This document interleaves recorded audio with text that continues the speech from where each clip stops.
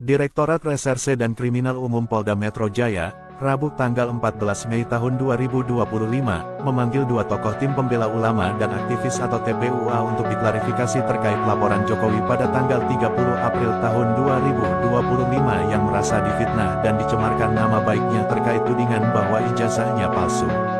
Kedua tokoh TPUA tersebut adalah Rizal Fadilah dan Kurnia Triroyani. Namun, dari keterangan Rizal Fadilah dan Gunawan Parikesit SH, kuasa hukum dari TPUA, terungkap kalau laporan Jokowi itu ternyata belum ada terlapornya. Bahkan Gunawan Parikesit yang mendampingi Rizal Fadilah selama pemeriksaan, menyebut kalau laporan Jokowi itu adalah laporan imajiner.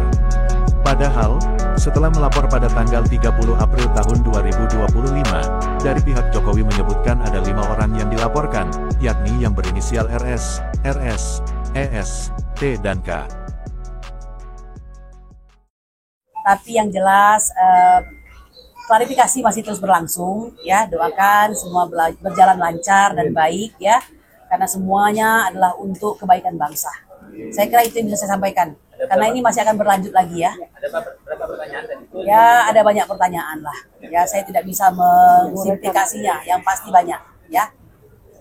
Bu, Ibu kan dituduh memfitnah, kemudian juga apa katanya mencemarkan nama baik terkait masalah ijazah Pak Jokowi.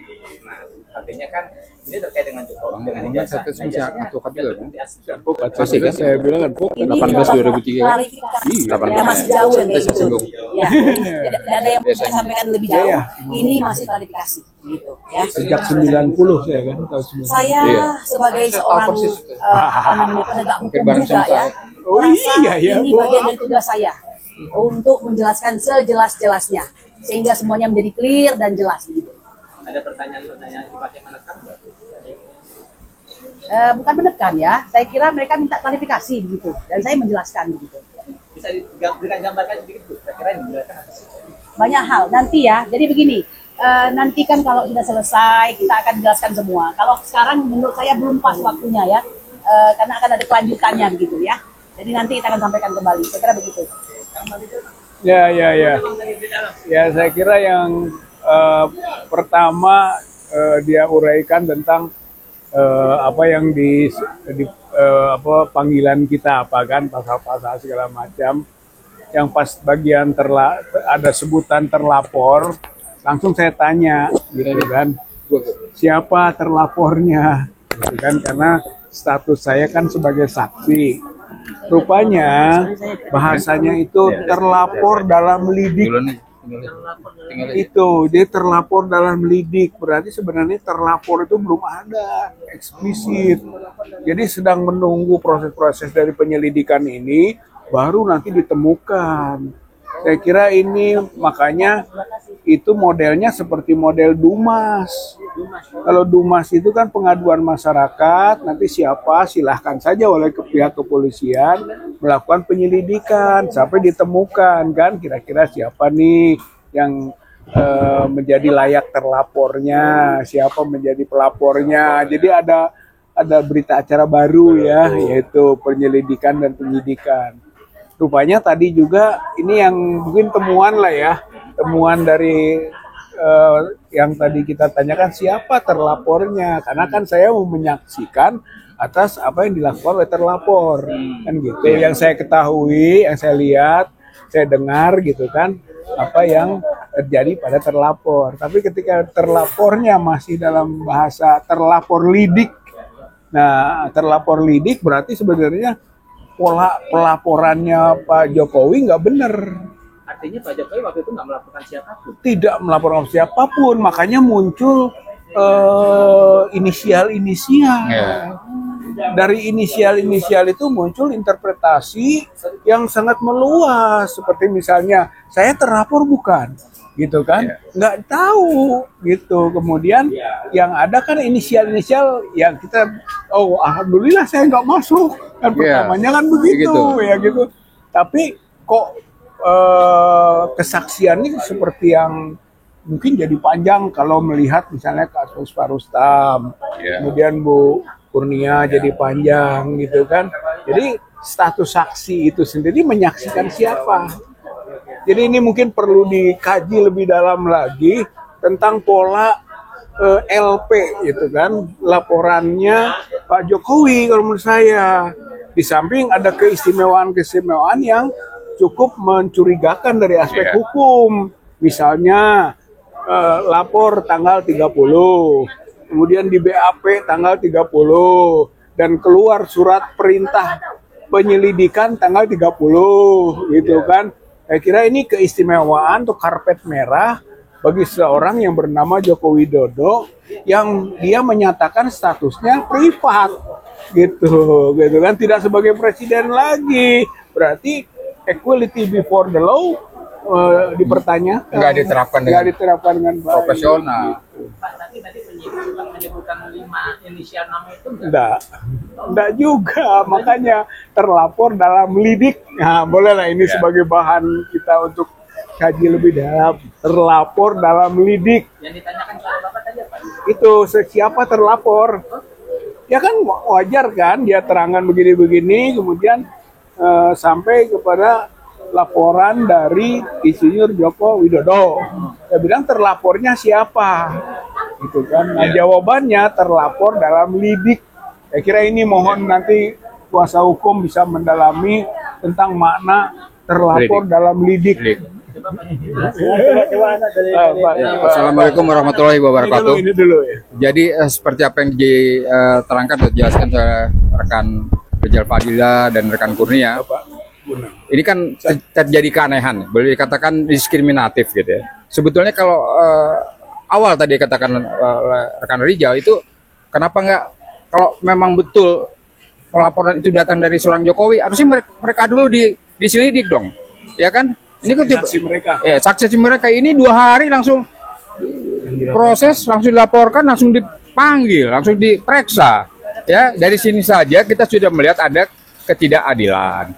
Equality before the law tidak diterapkan dengan profesional, ya, dengan adil. Ya, ini mau sampai kapan kita begini terus ini, negara yang katanya restat negara hukum. Ya, kalau hukum sendiri dirasa selalu tidak adil diterapkan kepada pihak-pihak oposisi. Nah, yang kedua adalah rekan-rekan saya ini kan juga rekan advokat. Rizal Fadila juga advokat, Kurnia, Trio Royani advokat, Damai Hari Lubis juga advokat. Nah, artinya sebelum memeriksa pada mereka harus konfirmasi dulu kepada induk-induk organisasinya masing-masing, ya. Dan kita dilindungi Undang-Undang Advokat, ya, Undang-Undang tentang Advokat nomor 18 tahun 2003. Itu harus jelas dong. Main panggil-panggil aja itu nggak bisa seperti itu, ya. Jadi penuh catatan menurut kami pemeriksaan ini. Terima kasih. Ustaz Gunawan. Ya. Baik, gimana? Soal politik, nah ini perlu kita pahami bahwa sebaiknya, idealnya dalam laporan itu terduga pelakunya harus sudah ada. Jadi si pelapor tidak berimajiner. Ya, kalau ini laporan imajiner menurut saya. Nah, karena apa? Terlapor masih lidik. Kalau laporan LP diterima, siapa pelaku itu dugaannya ada. Kalau alamatnya baru kita cari. Tapi dugaannya siapa pelaku sudah ada. Kalau terlapornya lidik, berarti laporan imajiner. Bagus jadi Mas. Itu yang paling singkat, padat yang saya sampaikan.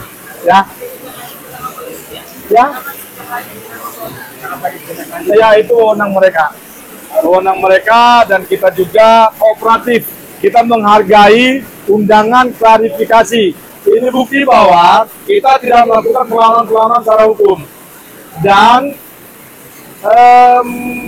semua yang terlapor lidik ini menurut saya adalah pihak-pihak yang sedang mencari kebenaran apakah ijazah itu asli atau tidak. Jadi tidak pantas juga akhirnya nanti menjadi terlapor.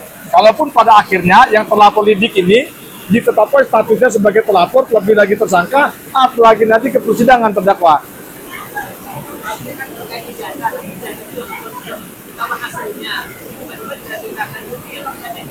Sampai sekarang kalau bicara belum ketahuan aslinya, pertanyaannya apa memang ada? Karena apa?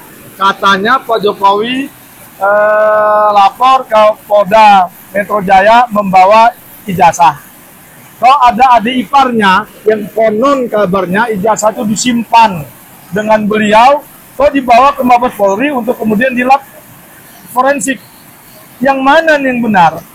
Ijazahnya ada nggak sesungguhnya ijazah? Nah itulah yang saat ini sedang dipertanyakan, sedang digali, bukan untuk merendahkan, bukan untuk menghina sehina-hinanya.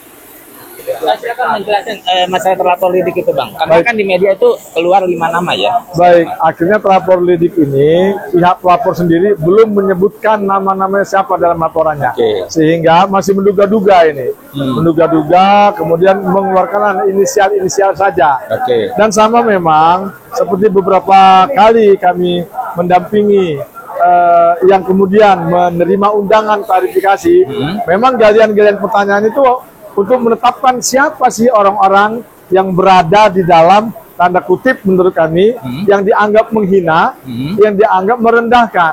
Karena ini belum masuk ini wilayah sana. Nah, jadi masih dicari. Dan itu tadi beberapa kali saya sampaikan bahwa semua yang mungkin nanti terlapor lidik ini, yang mungkin nanti akan menjadi terlapor, mereka tidak melakukan penghinaan, mereka tidak melakukan pencemaran, mereka tidak melakukan hal-hal yang sifatnya negatif, tapi ingin mencari kebenaran. Wajar toh, masyarakat Indonesia dipimpin oleh presiden yang tidak mau presidennya justru bodong. Jadi benar sudah pertanyaan-pertanyaannya, keinginan-keinginannya. Jadi bukan untuk merendahkan dan menghina, untuk mencari kebenaran. Kalau memang pada akhirnya ijazah ini terbukti, ya Indonesia juga yang harum. Kalau tidak, ya kita klarifikasi. Dan kenapa nggak dari dulu ini disampaikan oleh Pak Jokowi supaya tidak terlalu gaduh seperti ini. Bang, kalau sampai 5 nama keluar ke media, artinya kan yang mengucapkan ini pengacara ya kalau nggak salah ya. Artinya terjadi kebohongan publik ya? Tidak, kan dia masih mengucap nama-nama saja dulu. Artinya nanti kita lihat apa hasil dari laporan imajiner ini. Ini kalau kata saya laporan imajiner, kan pelapornya belum tahu.